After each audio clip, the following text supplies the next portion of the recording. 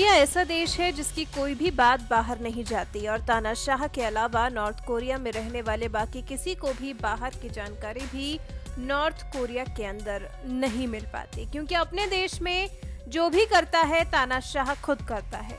कह सकते हैं कि एक पत्ता भी तानाशाह की मर्जी के बिना उस देश में नहीं हिलता।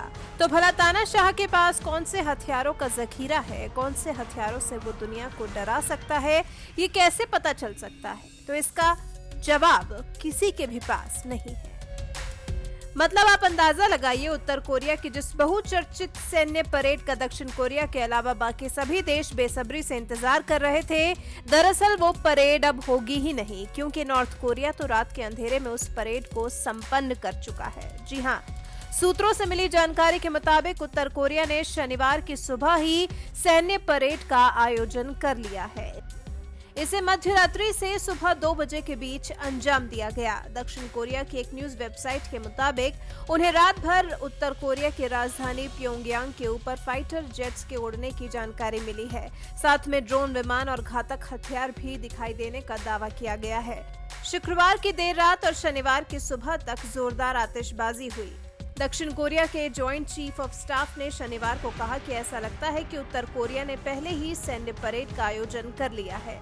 आगे उन्होंने कहा, सैन्य परेड में बड़ी संख्या में लोग शामिल हुए। इस पूरे घटनाक्रम पर दक्षिण कोरिया और अमेरिका की खुफिया एजेंसियां नजदीकी से निगरानी कर रही हैं। माना जा रहा है कि उत्तर कोरिया अपने घातक हथियारों को दुनिया से छिपाना चाहता है, ताकि दुनिया भर को इसकी सटीक जानकारी न मिल सके।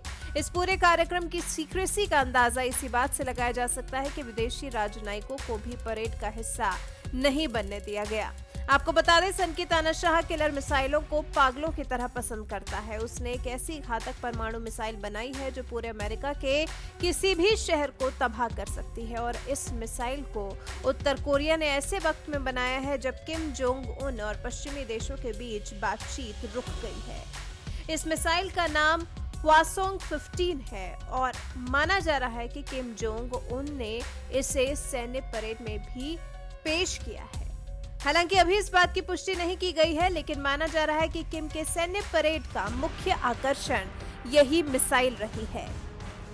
इस मिसाइल की खासियतों के बारे में बात करें तो ये मिसाइल 1000 किलोग्राम के विस्फोटक को लेकर 8000 मील या करीब 12800 किलोमीटर तक मार कर सकती है। उत्तर कोरिया के सरकारी मीडिया के मुताबिक इन नई अंतर महाद्वीपीय मिसाइल के जरिए विशाल परमाणु हथियारों को ले जाया जा सकता है, जिसके जरिए पूरे अमेरिका को निशाना बनाया जा सकता है।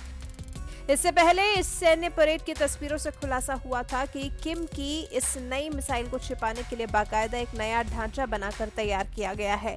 इसके अलावा राजधानी प्योंगयांग में परेड ग्राउंड को जोड़ने वाले ओकरियो पुल की भी मरम्मत की गई है। कुछ लोगों का दावा है कि पुल की मरम्मत इसलिए की गई ताकि उस पर से विशाल मिसाइलों को आसानी से ले जाया जा सके। अब हम तो सिर्फ आशंका ही व्यक्त कर सकते हैं, क्योंकि सैन्य परेड तो हो चुकी है और दुनिया उत्तर कोरिया के बारे में कुछ खास पता भी नहीं लगा पाई। कभी कभी तो ऐसा प्रतीत होता है कि जहां दुनिया सोचना बंद कर देती है, वहां से सनकी की सोच शुरू होती है। दुनिया इंतजार कर रही है तो करती रहे। सनकी ने तो तभी अपनी सैन्य परेड को अंजाम दे दिया जब पूरी दुनिया नींद के आगोश में थी। हालांकि अभी ये सिर्फ कयास लगाए जा रहे हैं। पुख्ता तौर पर इस बात में कितनी सच्चाई है, अभी से कुछ कहा नहीं जा सकता।